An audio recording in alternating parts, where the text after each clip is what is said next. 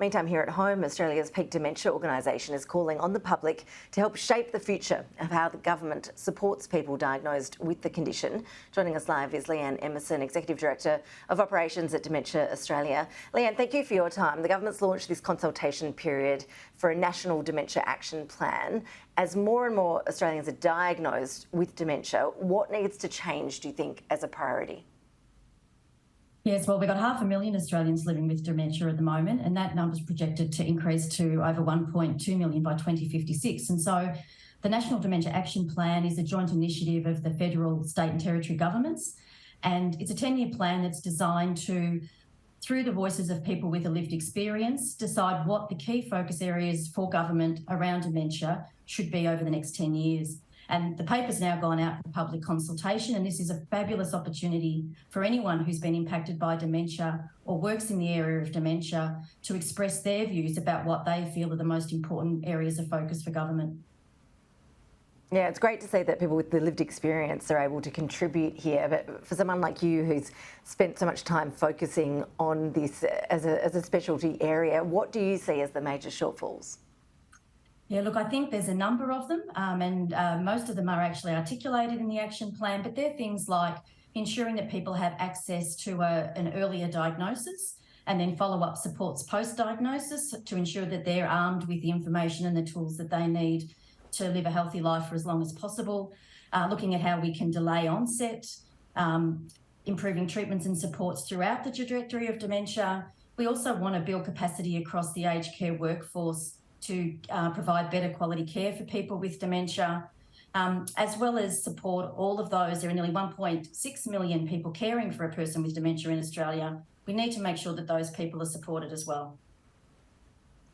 Alzheimer's was in the news a lot recently when the actor Chris Hemsworth said he'd be taking a break after being told by his doctors that he was at a higher risk of developing a hereditary strain of Alzheimer's disease, which is known as familial Alzheimer's. Is it a good idea, do you think, for younger Australians worried about this to get tested, and what sort of tests are available? Yeah, look, routine genetic testing isn't currently a recommended practice in diagnosis.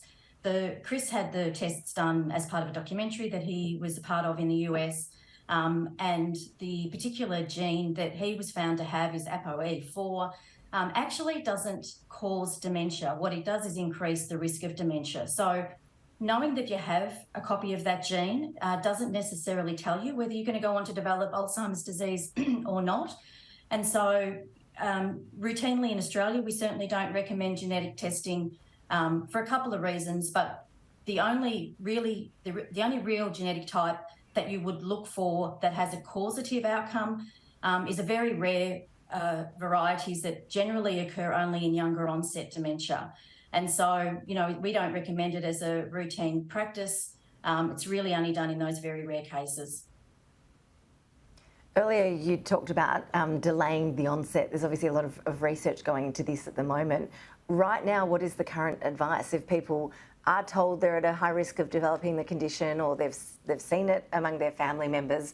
What's the best advice at the moment as to how you can delay the onset? Well, look, unfortunately, we don't currently have any treatments or interventions that will, with any certainty, prevent you developing Alzheimer's disease or dementia. But we do know that there's a whole lot of lifestyle factors that can influence your risk of developing dementia of all kinds. And so, they're things that most people would have some familiarity with. It's about having a healthy lifestyle, eating well, exercising, not drinking to excess, not smoking, looking after your other chronic conditions like diabetes and heart disease. Really important in the instance of preventing or reducing your risk of dementia is social activity.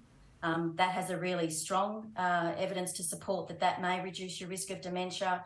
And so really it's adopting all of the modifiable risk factors that you can in terms of how you choose to go about your life and introducing those as early as possible in life. I mentioned what's being touted as a drug breakthrough in the story before we came to you. It does seem like quite often in the news we hear about a new drug breakthrough that's going through clinical trials. In the sector that you're in, what is the general sense in terms of how far off we could be from having medication that really does make a real difference to sufferers? Yeah, look, I don't know the answer to how far off we are. What I can say is that we would all love to find that treatment that can at least delay the onset of dementia, if not prevent it altogether. And there's an enormous amount of research going on across Australia and across the world to that end. And so, look, I think what I'd say is if people are interested in getting involved in research, participating in a research study, I'd really encourage them to do that, because obviously the more people who will participate in the research, the better chance the researchers have of kind of getting to that final answer. But how far off we are, I'm probably not the one to advise on that. Yeah, we would all love to know. I'm sure there are plenty of very smart people around the world dedicating their life to exactly that. Leanne, really appreciate you joining us with your insights. Thanks so much. My pleasure.